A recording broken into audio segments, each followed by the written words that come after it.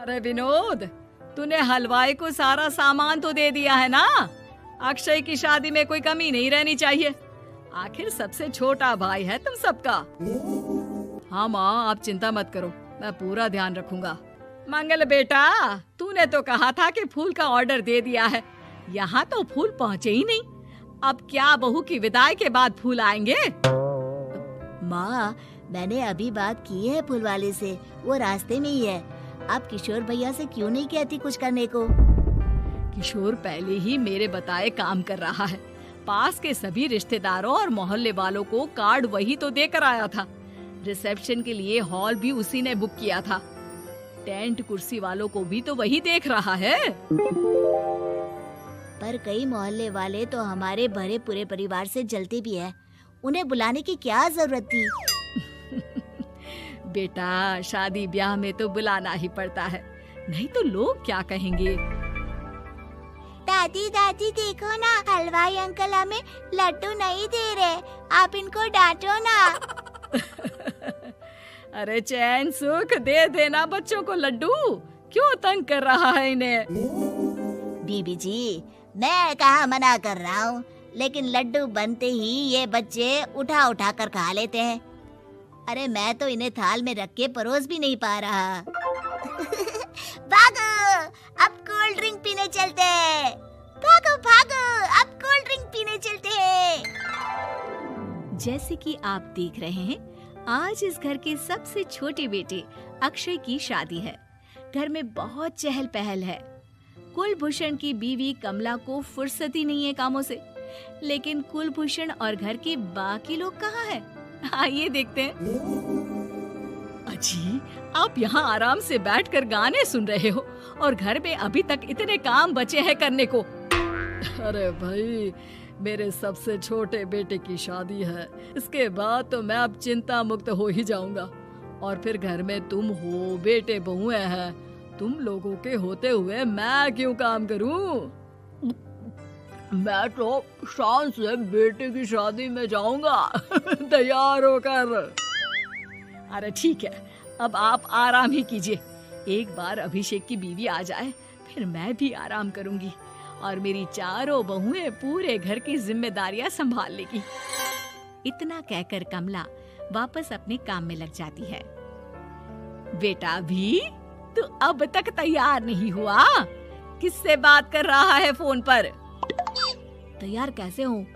Salon जाने से तो आपने मना किया है, क्योंकि मुझे हल्दी लग चुकी है। भाभीयों को देखो, सुबह से पार्लर में है। अक्षय की शादी हो जाती है और नंदिता बहू बनकर घर आ जाती है, लेकिन इस घर की खुशियों को मानो किसी की नजर लग गई थी। नंदिता के आने के बाद आए दिन घर की शांति भंग होती रहती। अपने माँ बाप की इकलौती बेटी को इतने बड़े परिवार की जिम्मेदारियां कहाँ संभालनी थी। अभी देखो ना, मेरे हाथों की मेहंदी भी अभी नहीं उतरी है और तुम्हारी मम्मी ने मुझे घर के कामों में लगा दिया। मैंने सोचा था कि घर की सबसे छोटी बहू होने के कारण मुझे सब पलकों पर बिठा के रखेंगे, पर यहाँ तो पलक झपकने की भी फुर्सत नहीं मिलती। देखो नंदू, शादी के पहले ही मेरे घर वालों ने तुम्हें और तुम्हारे पेरेंट्स को बता दिया था कि मैं जॉइंट फैमिली में रहता हूँ, तो फिर अब ये शिकायत क्यों? और फिर तुमसे पहले मेरी भाभियाँ भी तो आई थी शादी करके, उन्होंने तो कभी कुछ नहीं कहा। नंदिता तब तो चुप हो जाती है, लेकिन ऐसा बहुत दिनों तक नहीं चलता। अरे नंदिता, माँ बाबूजी की दवाई का टाइम हो गया है, उन्हें दवाई दिलाओ और उसके बाद सबके लिए नाश्ता बना देना। पर भाभी, मैं तो अभी अपना फेवरेट सीरियल देख रही हूँ। प्लीज मेरी जगह आप कर लो ना ये काम। ठीक है, मैं तेरी जगह माँ बाबूजी को दवाई दे आती हूँ और नाश्ता बना लेती हूँ। तू मेरी जगह पूरे घर की डस्टिंग करके 5 बच्चों को स्कूल के लिए तैयार करके भेज देना और दोपहर का खाना बनाने के बाद कपड़े धोकर सुखा देना। उसके बाद हम दोनों मिलकर बाजार जाकर सब्जी ले आएंगे, फिर डिनर की तैयारी कर लेंगे और उसके बाद बस भाभी, मैं माँ बाबूजी को दवाई देकर सबके लिए नाश्ता बना देती हूँ। हे भगवान, ये कहाँ लाकर फंसा दिया मुझे। मेरे घर में तो गिनती की 8 रोटियां और 2 सब्जी बनती थी और नाश्ता निपट जाता था। यहाँ तो रोटियों का ढेर और सब्जियां बड़े बड़े पतीलों में बनानी पड़ती है। नाश्ता बनते बनते लंच का टाइम हो जाता है और लंच बनते बनते डिनर का। अभी मुझ में तुम्हारे पूरे परिवार का नखरा उठाने की और ताकत नहीं बची। मैं ऐसे नहीं रह सकती। अरे तो क्या चाहती हो तुम? मुझे अलग रहना है बस। तो ठीक है, हम कल ही शिफ्ट हो जाएंगे किराए के घर में। इतना बड़ा घर होते हुए हम किराए पे क्यों रहेंगे? ना जी ना, घर में ही दीवार खड़ी करो अपने हिस्से के आगे। घर के साथ साथ घर की खुशियों में भी दीवार खींच जाती है। ऐसे ही कई महीने बीत जाते हैं और नंदिता माँ बन जाती है। बच्चे के आने से अभिषेक के कंधों पर खर्चों का बोझ आ पड़ता है।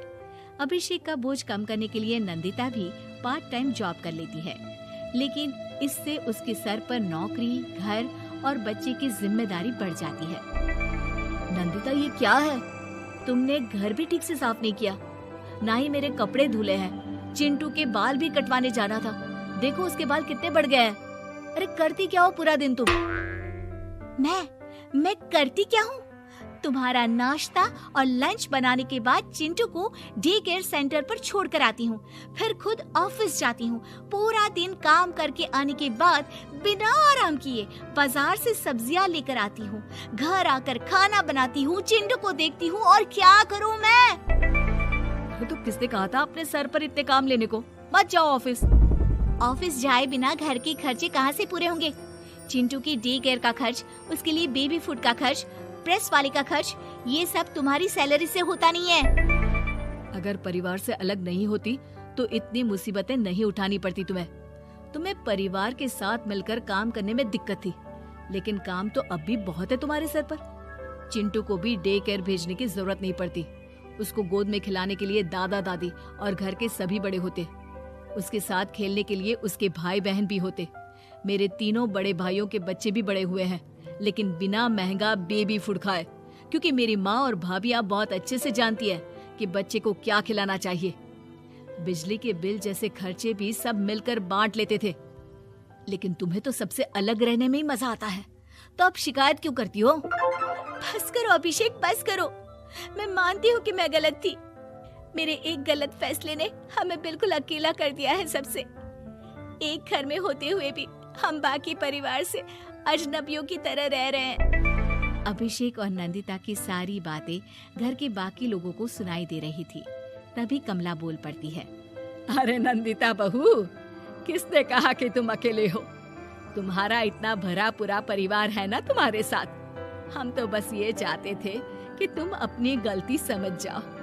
अगर हम तुम्हें समझाते तो शायद तुम ना समझती, लेकिन अपनी गलती का एहसास तुम्हें खुद हो गया है, तो अब तुम समझ चुकी हो परिवार में एक साथ रहने का मोल क्या होता है। मम्मी जी, मुझे माफ कर दीजिए, अब ऐसा दोबारा कभी नहीं होगा। अरे माफी बाद में, पहले मेरा पोता जरा मेरी गोद में तो दे, और तू जाकर सबके लिए चाय बना ला।